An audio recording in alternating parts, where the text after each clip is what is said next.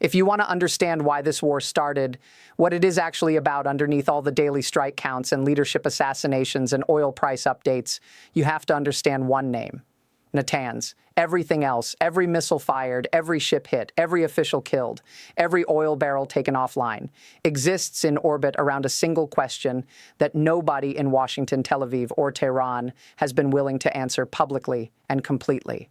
Does striking Natanz actually work? Can you bomb a nuclear program into permanent extinction? And on the morning of March 21st, 2026, 22 days into this war, the United States answered that question, not with words, but with bombs. America struck Natanz again, for the third time in less than a year. And the world needs to understand exactly what that means and exactly what it does not mean, because the gap between those two things is where the most dangerous uncertainty of this entire conflict lives. Iran's Atomic Energy Organization confirmed the strike on Saturday morning. The statement, carried by the Tasnim news agency, said that following the criminal attacks by the United States and the usurping Zionist regime, the Natanz enrichment complex was targeted. Iran's officials added that technical assessments indicate no radioactive material leakage has occurred, and there is no danger to residents of the surrounding areas. The International Atomic Energy Agency said on social media that Iran had informed it about the strike and that no increase in off-site radiation levels was reported. The IAEA head, Rafael Grossi, repeated his call for military restraint to avoid any risk of a nuclear accident. And critically, Israel's defense forces told the Times of Israel that it was not involved in this specific strike. The IDF said it did not conduct any strikes in the Natanz area and could not comment on American activities. This was a unilateral American strike on a nuclear facility. The United States alone targeted Iran's most symbolically important nuclear site on the 22nd day of this war. The Israeli Defense Minister Israel Katz released a video statement on the same day warning that the intensity of attacks by Israel and the United States against Iran's ruling regime will increase significantly in the week starting Sunday. Iran fired missiles at Diego Garcia the same night, demonstrating a range of 4,000 kilometers that its own foreign minister had claimed it was limiting to 2,000. Iranian cluster bomb fragments struck an empty kindergarten near Tel Aviv. The IRGC spokesperson was killed in a funeral procession in Tehran. And through all of it, the Natanz strike sits as the most consequential event of the day, not because of the immediate physical damage, but because of what it reveals about the strategic logic of this war and how that logic is either working or failing. To understand why, you need to understand what Natanz actually is and what it has survived.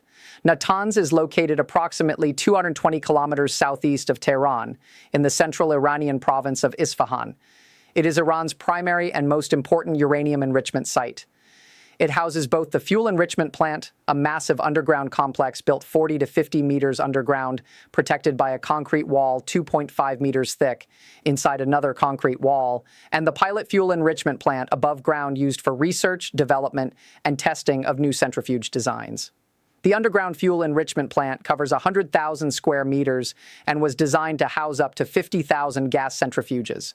These centrifuges, spinning at tens of thousands of rotations per minute, separate uranium isotopes by weight, gradually concentrating the uranium-235 that can be used in a nuclear weapon. Natanz is the engine of Iran's nuclear program.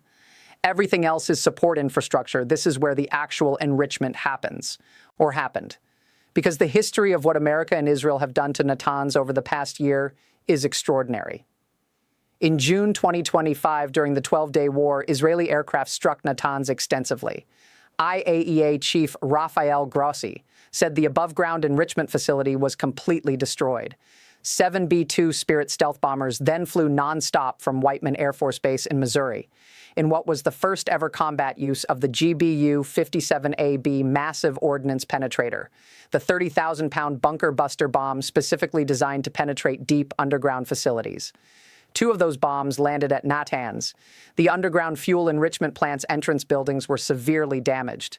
The delicate gas centrifuges that were still operating were likely destroyed or severely damaged by the loss of electrical power that followed the strikes, because centrifuges spinning at high speed are extraordinarily sensitive to disruption. The IAEA said after the June 2025 attacks that centrifuges at Natanz were severely damaged, if not destroyed altogether. Then on February 28, 2026, when this current war began, Natanz was struck again in the opening days. Satellite imagery released by Vantor on March 7th showed the Pickaxe Mountain tunnel complex adjacent to the Natanz facility and confirmed that Natanz had again sustained fresh damage in the opening bombings. The IAEA confirmed on March 3, 2026, that entrance buildings to the underground fuel enrichment plant had been damaged, and noted that the core underground halls themselves had not suffered additional impact beyond what was already known from June 2025. And now, on March 21st, the United States has struck Natanz a third time in less than a year. Each time, Iran says no radiation leaked. Each time, the IAEA says it cannot fully assess the damage because no inspectors have been inside Iran since the June 2025 war. And each time, the central question goes unanswered. That question is this: Iran has 460 kilograms of uranium enriched to 60% purity. That was confirmed by the intelligence community before this war began. Trump's own envoy, Steve Witkoff, said Iranian negotiators boasted about it during talks. 60% enriched uranium is not weapons grade, which requires 90% enrichment, but it is a short technical step away. With 100 centrifuges and a few weeks of operation, 60% enriched uranium can be pushed to 90%. According to nuclear experts at Harvard's Belfer Center, who published an analysis in The Conversation on March 17th, Iran could use its 60% enriched material to build a nuclear weapon even without further enrichment, either by using more material or accepting a lower explosive yield.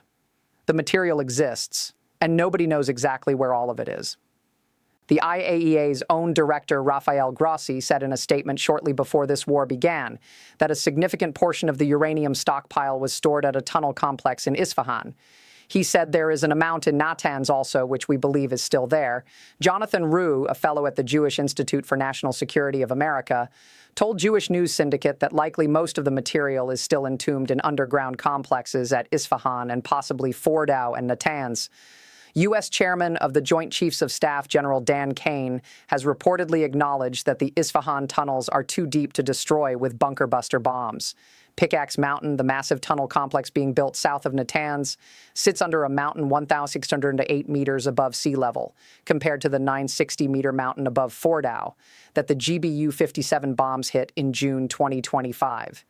That makes Pickaxe Mountain approximately 650 meters taller than the Fordow Mountain, potentially making the facility beneath it impossible to reach with any weapon currently in America's arsenal. The Institute for Science and International Security, led by former UN nuclear inspector David Albright, has been monitoring the Pickaxe Mountain facility since its construction began in 2020. Their analysis indicates the facility may be significantly deeper than any previously known Iranian nuclear site, potentially ranging from 260 to 330 feet underground. They assess the site is not yet operational, but construction has been steady and appeared to be nearing completion as of late 2025. If nuclear material was moved into Pickaxe Mountain before or during this war, and if Pickaxe Mountain is too deep for any available weapon to penetrate, then the central military objective of this war, preventing Iran from ever having a nuclear weapon, faces a physical limitation that no amount of bombing can overcome. This is the uncomfortable truth that sits underneath the Natanz strike today. The United States can bomb what it can reach. It has bombed Natanz 3 times in less than a year. But bombing Natanz does not tell us where the 60% enriched uranium is. It does not tell us what is inside Pickaxe Mountain. It does not give American or Israeli inspectors access to the facilities to verify what has been destroyed and what has been preserved. The IAEA has had no inspectors inside Iran since June 2025. Grossi has said the agency's discussions with Tehran have been very limited since the attacks. Nobody outside the Iranian government knows with certainty what remains of the nuclear program, where the enriched uranium is, or what capabilities survive inside facilities that no bomb has yet been able to reach. And here is where the Gabbard testimony from 2 days ago becomes directly relevant to what happened at Natanz today. Gabbard's written submission to the Senate Intelligence Committee stated explicitly that as a result of Operation Midnight Hammer, Iran's nuclear enrichment program was obliterated, and that there have been no efforts since then to try to rebuild their enrichment capability. If that assessment is accurate, then what exactly is the United States bombing at Natanz today? If the enrichment program was obliterated in June 2025 and no efforts were made to rebuild it, then the Natanz strike on March 21st is either hitting rubble or it is targeting the Pickaxe Mountain complex that was not previously struck, or it is addressing the enriched uranium stockpile question that the bombs cannot answer. The intelligence community says one thing in writing. The bombs tell a different story. And the IAEA cannot tell us which account is correct because no one has been inside to check. Russia's foreign ministry condemned Saturday's attack on Natanz, calling it a blatant violation of international law. The Russian foreign ministry spokesperson Maria Zakharova issued the statement within hours of the strike. Russia has been providing Iran with tactical drone advice throughout this war. Putin sent Nowruz greetings to Iran's supreme leader and president, calling Russia a loyal friend and reliable partner during this difficult period. China has not formally condemned the strike, but has abstained from every Security Council resolution aimed at Iran's behavior. The geopolitical alignment around Natanz is clear. America and Israel are striking it. Russia is condemning the strikes. China is staying quiet. The IAEA is calling for restraint. And Iran is saying no radiation leaked, no danger exists, and the war continues. Trump said on Friday from the White House South Lawn that he does not want a ceasefire.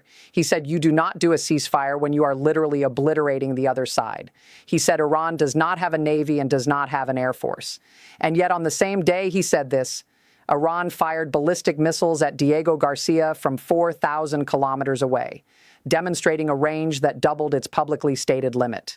On the same day that the United States struck Natanz for the third time in a year, Iran's IRGC told the world that most of its best missiles have not yet been used. The regime that Trump describes as obliterated fired cluster bombs at an Israeli kindergarten, attempted to strike a base in the Indian Ocean, and continued missile attacks on Gulf states throughout the day. And somewhere beneath Pickaxe Mountain, beneath 1,600 meters of granite in the Zagros mountain range near Natanz, the answer to the most important question of this war may be sitting in a tunnel that no weapon has yet been able to reach. The strike that changes everything is the one that answers the question. America struck Natanz today. What it did not do is prove that the nuclear threat this war was launched to eliminate has actually been eliminated. That proof requires inspectors, not bombs. It requires access, not explosions. It requires the IAEA inside those tunnels counting what is there and what is not.